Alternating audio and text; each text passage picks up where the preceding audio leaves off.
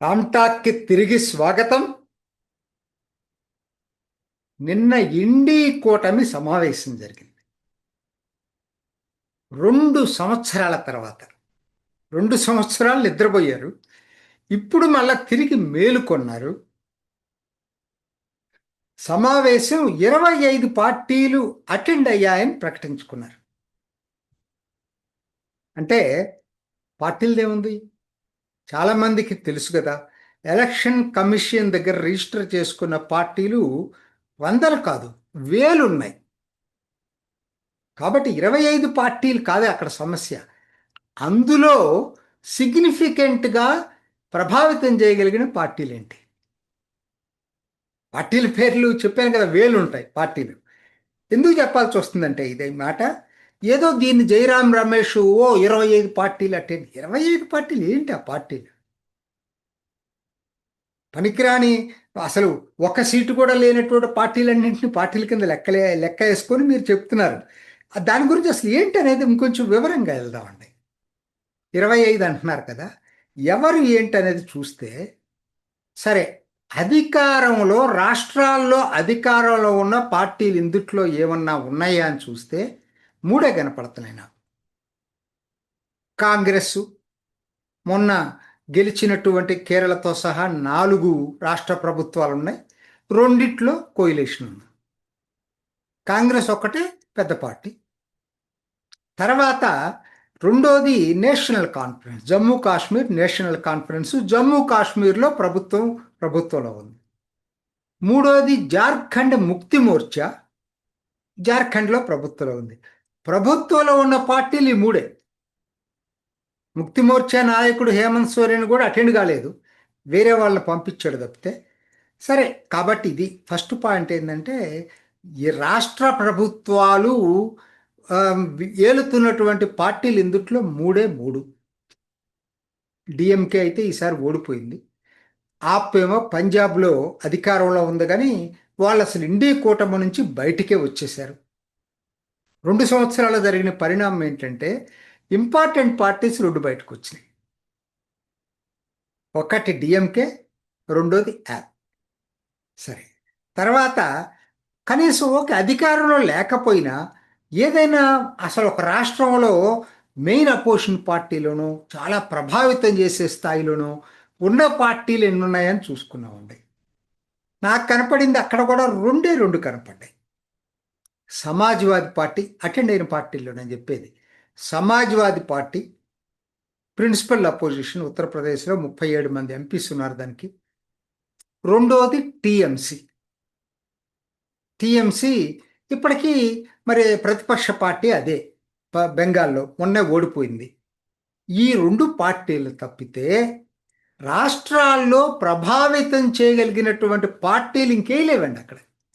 పైన 3, ఈ 2, 5. ఈ 2 కూడా తృణమూల్ కాంగ్రెస్ ఇప్పుడు 28 ఎంపీలు మొన్న ఎలక్ట్ అయితే 20 మంది ఎంపీలు మాకు సపరేట్గా బ్లాక్ క్రియేట్ చేయండి అని చెప్పి స్పీకర్కి లెటర్ రాశారట. అంటే మిగిలిన వాళ్ళకి 8 మంది ఎంపీలే. ఎన్నికైనటువంటి 80 మంది ఎమ్మెల్యేల్లో 58 ఎమ్మెల్యేలు సపరేట్ ఆల్రెడీ ఫామ్ అయ్యారు. సో ఇవాళ ఇంకా అది మెయిన్ కూడా అంటానట్లేదు, ఇప్పుడు మెయిన్ అపోజిషన్ పార్టీ అంటానట్లేదు. సమాజ్వాదీ పార్టీ ఒక్కటే ఏంటంటే సిగ్నిఫికెంట్గా ఉన్నటువంటి ఏదైనా గణనీయమైనటువంటి ఇది ఉందంటే అది సమాజ్వాదీ పార్టీ ఒక్కటే చెప్పుకోవాలి. మీరు అనొచ్చు మరి అటైతే ఇవన్నీ ఏంటి అని. ఇందుట్లో ఇంకొకటి కూడా తీసుకుందాం, గుర్తింపు పొందిన పార్టీలు ఏమున్నాయి. గుర్తింపు పొందిన పార్టీలు ఇవి కూడా చూసుకుంటే నేను Samajwadi party, Trinamool Congress, NCP Sharad Pawar, Shiv Sena Uddhav Thackeray, CPM, RJD, IUML, CPI, CPIML, VCK ఇటీవలే గుర్తింపు పొందింది తమిళనాడులో. అట్లనే జమ్మూ కాశ్మీర్లో ఇవాళ ఏమి లేకపోయినా సీట్లు పీడిపి, మెహబూబా ముఫ్తీ. ఇవేనండి గుర్తింపు పొందిన పార్టీలు. నేను చెప్పింది ఎస్పీ టీఎంసీతో కలిపి 11 గుర్తింపు పొందిన పార్టీలు. అధికారంలో ఉన్నాయి 3, 14 మొత్తం పార్టీలండి. యాక్చువల్ ఫిగర్ ఇది. మిగతా వాళ్ళు ఏంటి, ఒక ఎంపీ ఉన్నాళ్ళు, అసలు ఎంపీ లేని వాళ్ళు కూడా ఉన్నారు, వచ్చారు ఆ మీటింగ్కి. ఒక్కడే ఉన్న కపిల్ సిబాలు ఇండిపెండెంట్ ఎంపీ, ఆయన కూడా వచ్చాడు. సో ఇట్లా వాళ్ళకి అసలు సిగ్నిఫికెన్స్ లేదు. ఈ 14ని గుర్తింపు పొందిన పార్టీలు లెక్క తీసుకున్నా 14 అవుతారు. సిగ్నిఫికెంట్ పార్టీస్ అంటే నాలుగేనండి. ఇవాళ అయితే ఇవాళ మారిన పరిస్థితుల్లో నాలుగే నాలుగు. ఏంటంటే Congress, national conference, JM JMM, Samajwadi party. మిగతా అసలు పెద్ద లెక్కలు కాదు. ఇది ఇండి కూటమి యొక్క కాంపోజిషన్. వీళ్ళు చెప్పినట్టుగా 25 పెట్టి ఏదో పెద్ద ఇదిలాగా ఒక ఫ్రంట్ లాగా చూపించాలని కోరుకుంటున్నారు. అది వాస్తవం కాదు. సరే, ఏంటి అసలు ఇప్పుడు ఈ ఇండి కూటమిని గురించి కూడా ఇంకొకసారి మళ్ళా 2 సంవత్సరాల తర్వాత మాట్లాడుకోవాల్సిన పరిస్థితి వచ్చింది. ఎందుకంటే మీటింగ్ పెట్టారు కాబట్టి.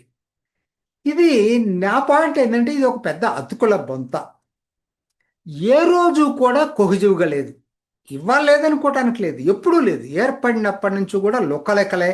అసలు ఇండి కూటమి ఏర్పడింది ఆ రోజు నితీష్ కుమార్ కన్వీనర్గా కావాలని చెప్పి జనతాదళ్ యూనే మేజర్ రోల్ ప్లే చేసింది. ఫస్ట్లో అదే పోయింది.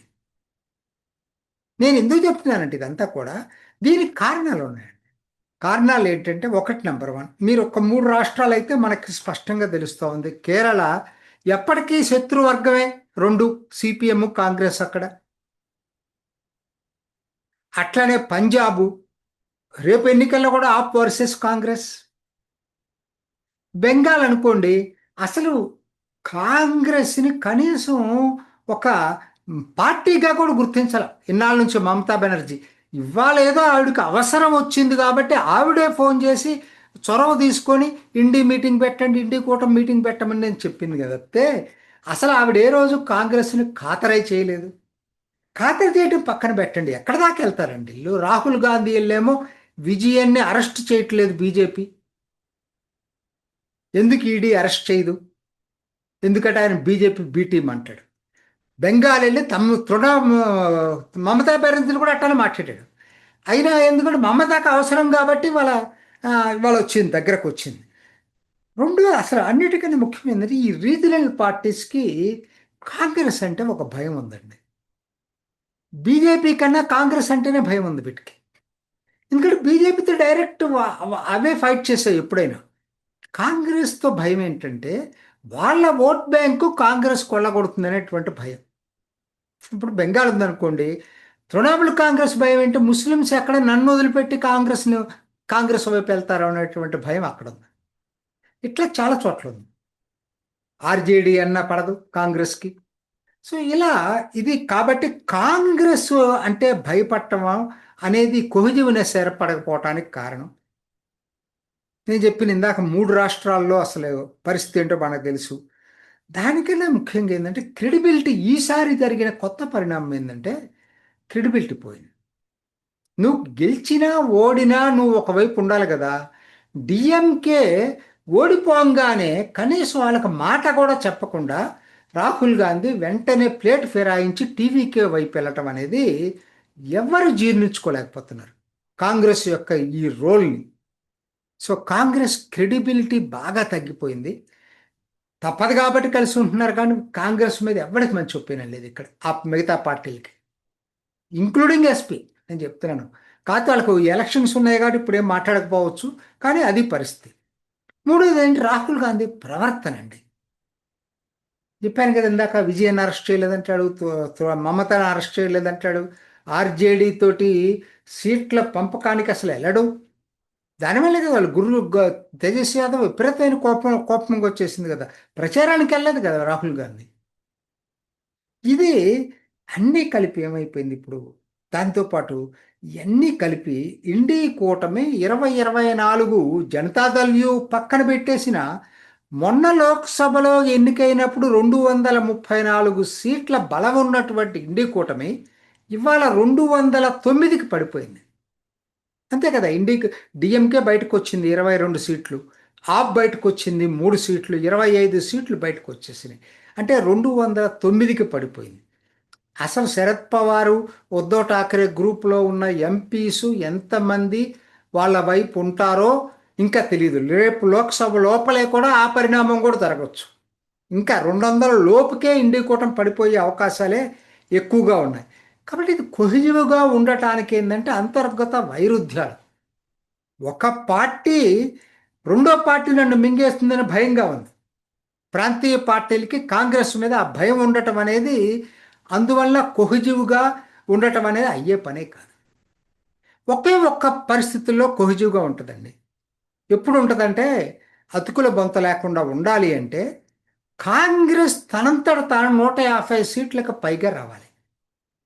150, 200 మధ్య కనీసం వచ్చిందనుకోండి కాంగ్రెస్కి, అప్పుడు కనీసం మిగతా పార్టీలు కాంగ్రెస్ మాట వింటాయి. 99తో వినవు. అసలు బేసిక్ పాయింట్ అది. మరి కాంగ్రెస్కి ఆ సీన్ ఉందా? పోయినసారి వచ్చినవి నిలబెట్టుకోవటమే చాలా కష్టమని చెప్పి యాజ్ ఆన్ టుడే ఎన్నిక జరిగితే 99 రావు కాంగ్రెస్కి. మళ్ళా పాత 50కి వెళ్ళిపోద్ది ఇవాళకి ఇవాళ ఎలక్షన్ జరిగితే. సో కాబట్టి అసలు అది ట్రిపుల్ డిజిట్లోకి వచ్చినప్పుడు కదా ఆలోచించాల్సింది. ఒకటి గ్యారంటీ, రాహుల్ గాంధీ నాయకుడిగా ఉన్నంతకు, కాంగ్రెస్కు నాయకుడిగా ఉన్నంత కాలం కాంగ్రెస్ ట్రిపుల్ డిజిట్లు, అది డబుల్ డిజిట్లోనే ఉంటుంది. కాబట్టి ఇండీ కూటమి కొహిజివ్ కూటమిగా ఏర్పడే అవకాశాలు మాత్రం ఆల్మోస్ట్ నిల్. ఇది ఈనాటి రామ్టాక్. ఇంకొక ఎపిసోడ్లో మళ్ళీ కలుసుకుందాం. నమస్తే. చూసారు కదండి. మరి ఈ వీడియో కనుక మీకు నచ్చినట్లయితే ఒక లైక్ కొట్టేసి మీ అభిప్రాయాన్ని కూడా కామెంట్ బాక్స్లో తెలియజేస్తూ ఇలాంటి ఇంట్రెస్టింగ్ అప్డేట్స్ కోసం మా ఛానల్ని సబ్స్క్రైబ్ చేసుకోండి.